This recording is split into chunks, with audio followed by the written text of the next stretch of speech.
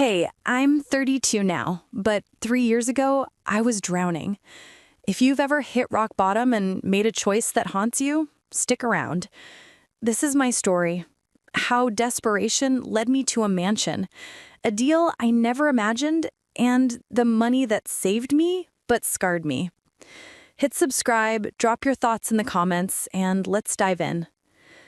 I grew up in a small Ohio town, cornfields out the back door, parents who worked double shifts at the factory. College was community classes, then nursing school dropout when mom got sick. By 29, I was back home, caregiving for her until the end. Dad followed 6 months later, heart attack in the cereal aisle. Bills piled up faster than sympathy casseroles. I sold the house, paid debts, moved to Charlotte with 2 suitcases and $312 in my checking. Jobs were ghosts. Waitressing gigs wanted nights and weekends. I needed days to interview. Retail laughed at my gap year.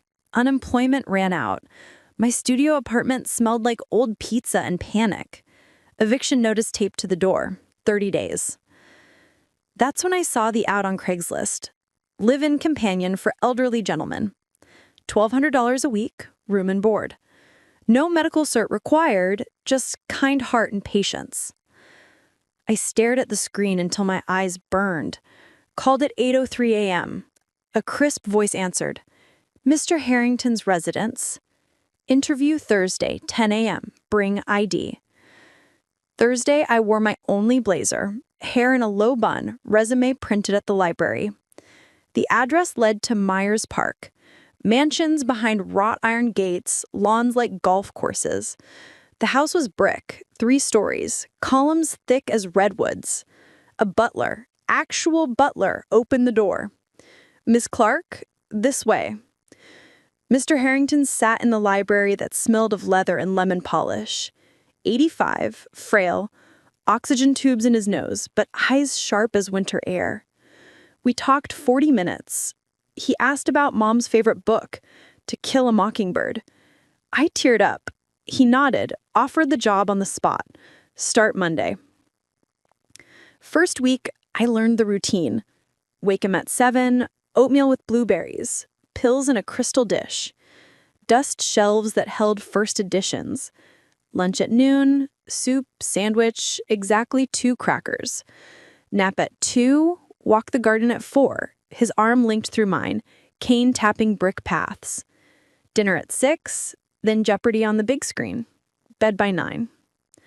The house had 12 bedrooms, a wine cellar, a ballroom no one used. Staff came daily, cook, gardener, nurse for vitals. My room was on the 2nd floor, window overlooking the pool. Salary hit my account every Friday. I paid rent on the studio I'd already vacated, bought groceries without coupons, slept without sirens. 6 months flew. Mr. Harrington's mind stayed keen. Body failed daily. He started skipping garden walks. I read more, Dickens, then romance novels he requested with a sly smile. One Tuesday, he wheeled himself to the sunroom, classical music low. "Emily," he said, "you're a godsend, but I have a proposition." My stomach tightened. "Sir?" He adjusted his glasses. "I miss beauty. Youth, the dance of it. Once a week in the evenings, play music. Move for me. Remove your clothes slowly. Touch your arms, your neck, your hair like a performance. Nothing more. I watch, you leave richer." The room spun. I gripped the chair. "Mr. Harrington?" He said, "Think on it. No pressure, but the money is real." I fled to my room, locked the door, stared at the ceiling. Double was $2,400 a week. Triple, $3,600. In a year, I'd have a down payment on a condo. 2 years paid off. I thought of eviction notices, of Mom's medical bills, of the way Hope felt when the bank account hit 0. Friday, I knocked on his study. "I'll do it." His smile was gentle. "Thank you, dear." First performance was scheduled for Saturday, 8 p.m. I spent the day shaking. Cook noticed asked if I was sick. I blamed allergies. At 7, I showered, shaved legs I hadn't touched in months, lotioned skin until it gleamed, chose a simple black dress, knee length, sleeves to elbow, zipper down the back, hair loose, soft waves, minimal makeup, heels I could kick off. The ballroom was lit by one chandelier, dimmed low, velvet drapes drawn. A single armchair faced a Persian rug. Record player, actual vinyl, waited on a side table. Mr. Harrington sat wrapped in a cashmere blanket, oxygen humming. "Whenever you're ready," he said. I pressed play. Tchaikovsky, Swan Lake. Slow, graceful. I stood center rug, heart hammering. Closed my eyes, breathed. Started with shoulders, rolled them back, let the music settle in my hips. Arms lifted overhead, wrists circling like a ballerina. Fingers trailed down my neck, over collarbones, pausing at the dress's neckline. I turned, back to him. Found the zipper.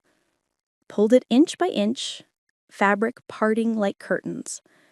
Dress slid to my waist, caught on hips. I swayed, let it pool at my feet. Stepped out in slip, silk, pale peach, modest. Music swelled. I faced him again, hands gliding over arms, tracing biceps, forearms, palms. Lifted hair off my neck, let it fall. Fingers skimmed jaw, throat, the hollow above my heart. Every motion deliberate, unhurried. I imagined I was alone, dancing for mirrors. Slip next. Straps eased off shoulders, fabric whispering down. Bra and underwear matched. Simple, cotton, nothing flashy. I kept them on. Knelt, palms on thighs, arched back slow. Rose again, turned, arms weaving patterns in the air. Touched my waist, hips, the curve where leg meets torso. Hair swung with each pivot. 10 minutes felt like hours. When the record ended, silence rushed in. Mr. Harrington clapped once, soft. "Beautiful," he whispered. I dressed behind a screen, hands trembling. He slid an envelope across the table, $3,600 cash. "Same time next week?" I nodded. Walked to my room on autopilot. Locked the door, counted bills under the lamp. Cry laughed into my pillow. Routine set in. Saturdays only. I bought a playlist, classical, jazz, slow R&B. Learned to move like water. Dress changed weekly, sometimes a skirt that twirled, sometimes pants that slid off easy. Always modest underneath. He never asked for more. Money stacked. I opened a savings account, labeled it Future, paid off credit cards, bought a used Honda. Reliable. No payments. The staff whispered. Nurse raised eyebrows but said nothing. Cook slipped me extra desserts. I smiled. Kept dancing. One night, he requested moonlight. We moved to the garden patio, fairy lights strung in trees. Crickets accompanied violin. I danced barefoot on cool stone, dress silver, hair loose. He watched from his wheelchair, eyes misty. "You remind me of my wife," he said. "She danced like that." I swallowed hard. "Thank you." Year 2, the dances evolved. I added props, scarves that floated, a fan that snapped open. Learned to use shadows, the way light carved my silhouette on the wall. Mr. Harrington's health declined. Oxygen louder, hands shakier. But Saturdays, he rallied, dressed in suits, hair combed. I bought my condo, 2 bedrooms, balcony overlooking a park.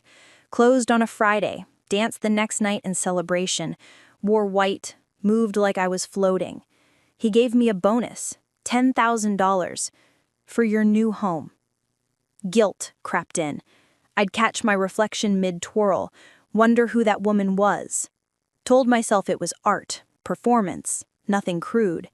He never leered, never touched, just watched, sometimes dozed, always paid. His grandson visited once, Harvard Law, suspicious eyes. What exactly do you do here? I mumbled about reading, meals. He didn't buy it. Next week, Mr. Harrington added a clause, performances paused if family present. I exhaled relief. Winter brought pneumonia. He was hospitalized 3 weeks. I visited daily, read get well cards, held his hand. Doctor said time was short. When he came home, frail in the wheelchair, he asked for one last dance. I chose his wedding song, Ella Fitzgerald, slow and smoky. Wore the first black dress, moved gentle, no flourishes, knelt at his feet when it ended, head on his knee. He stroked my hair. You saved me, Emily, from loneliness. 2 days later, he passed in his sleep. Funeral was massive, politicians, CEOs, a string quartet. Will reading, staff bonuses, charities, and to me, my companion Emily Clark, $500,000, and the pearl necklace my wife wore on our wedding day. Grandson's jaw dropped. Lawyer handed me the check. I cried in the bathroom, pearls cold against my throat. Estate settled fast. I quit the day after the funeral, packed my room, left a note, "Thank you for trusting me." Drove my Honda to the condo, boxes in the back seat, unloaded alone, arranged furniture, hung curtains. First night, I walked naked through the rooms, mine, paid for, no audience. Tried dating. Nice guy from the gym asked about my job history. Caregiver, I said. He nodded, never knew the half. Nights were hardest. I'd wake at 3 a.m., music in my head, body wanting to move. Stand in the dark living room, sway in pajamas, then stop. Ashamed, exhilarated, lost. Therapy helped. Found a counselor who didn't judge. You survived, she said. That's strength. I repeated it like a mantra. Volunteered at the senior center, read to widows, served soup. One lady gripped my hand. You have kind eyes. I almost broke. Money bought freedom, continued education, nursing license renewed. Got a job at the Children's Hospital, pediatric wing. Kids called me Ms. M, drew me pictures. Still kept the pearls in a velvet box. Wore them once, to a gala fundraiser. Felt his gaze in the mirror, approving. Took them off after. Friends asked how I afforded the condo so young. Inheritance, I lied. Hated the taste, but swallowed it. Dreams came in waves. Chandelier light, silk slipping, his clap echoing. Woke gasping, then remembered, I chose it, I stopped it, I'm safe. 3 years post-mansion, life looks normal. I'm 32, promoted to charge nurse, condo mortgage half paid, Honda upgraded to a hybrid SUV, vacationed to Nashville, hiked alone, screamed into waterfalls. Dating again, slowly, met a teacher, Mark, at the library book sale, told him the truth on date 3, tears and all. He listened, held my hand.